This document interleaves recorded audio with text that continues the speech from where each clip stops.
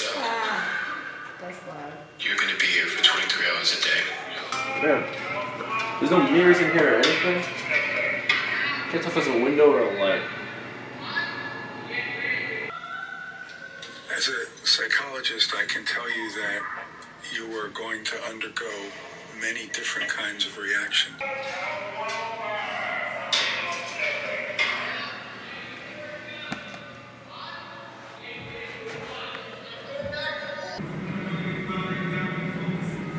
Thinking about my mom, I see her in the corner of my mind.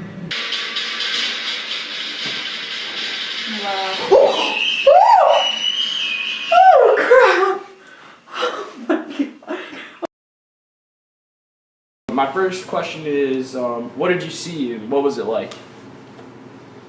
Very small white cell. Sort of a lot like the sensory deprivation techniques. Like it's just a really small room that's very bleak. Not much that you can control or change. Does that change? Oh no, not at all. That definitely sounds unjust. I really don't think that people should be in solitary over a week. Like that's just brutal, especially for a much more minor offense, or not even a minor offense, but there's plenty of things in like the penal code that are much worse than that, like rape and actual planned murder and stuff. So I think, especially if you made him sound like he was a kid. Yep. Yeah, it's just ridiculous. Yes? I think there are too many people in prison right now for crimes that do not warrant prison, for crimes that are not to the extent of like going to prison. So I think in that sense, I think there are other alternatives for people who have committed crimes that need to deal with the punishment of that. But I don't think abolishing prisons overall is a good idea, just because people need to be held responsible for their actions.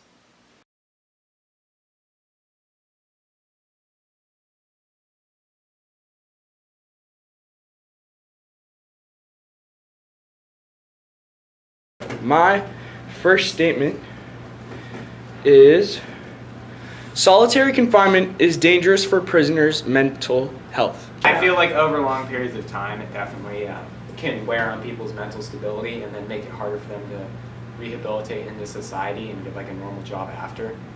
Yeah. Yeah. Like solitary, like it's a serious punishment and it comes with like serious consequences. Yeah. All right. Solitary confinement is has to do with race, gender, and religion. Can be a factor. I mean, is this like systemically? Yeah, systemically. Okay, so Jade was talking about how some women are put into the solitary confinement cells just for like saying that they were harassed or like raped by one of the officers, and there's like part of that power dynamic is like just women like considered to like be weaker, like they're not really going to believe her. It's just like, oh, she's just like trying to like get out of this punishment or whatever, and so she's more likely to just be thrown into a cell. But it's also very likely that being raped is a possibility for these women, just because of like the way that the prison system works. Like there's all these like dark hallways, and it's so easy for one of the correctional officers to just like go and do whatever he wants with her. What were the other factors? Race. Gender. Let me share some stats. African Americans represent about 14% of Americans, 38% of incarcerated prisoners, but about 60% of people held in solitary confinement. Can you give me an example of systemic oppression in the United States currently? If a white man is on the stand and the jury just looks at them and they're like, oh, let's hear this man's story, instead of just they see a black man and they automatically like, because of this implicit bias, like assume that it's for the worse. Yeah, but how is that systemic? How is there any laws or rules put in place that make the jury? It's not necessarily the laws. It's not explicitly written in the laws either. It's like just society. I think it's the people in power that are kind of like that's literally it. Enforcing how we do things. Okay. I think solitary confinement is a viable option as punishment for everyone. Okay. So I think we can all agree on this one. You people have to be held responsible for their actions. I agree. And if people know what's going to happen when they do certain things, one, they are more likely to not do it.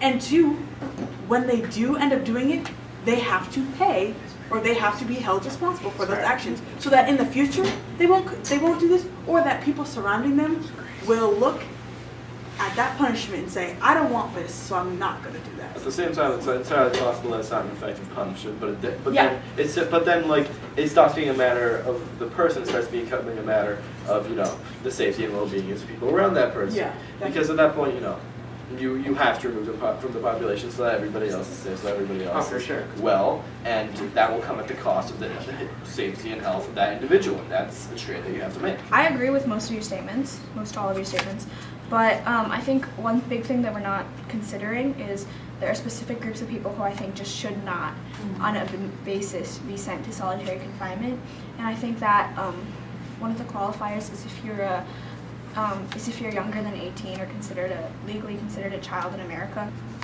I see where you're coming from, but I have to say that there are some cases that kids need to, or even though they're kids, they have to be treated like adults for things that they do or they have to be treated like adults when they act like adults. Need repercussion. What if this, there's a case where this person can't be reintroduced to society and, just can't be rehabilitated and is dangerous in the prison? For example, a serial killer. I think something important to consider is what is the purpose of prisons? Are we trying to get them reintroduced back into society, or are we just trying to keep them away from society and isolate them? Because if this serial killer has a mental illness that is stopping him from being rehabilitated, send him to a mental hospital institution, whatever. But how do we make? But the question there is, how do we make sure that other people surrounding them are safe? I think we just need better security. If a prisoner is managing to find a way to kill someone, regardless of regardless of how severe their crime was, I think there's just something wrong with the actual security. You're describing the rationale for solitary confinement.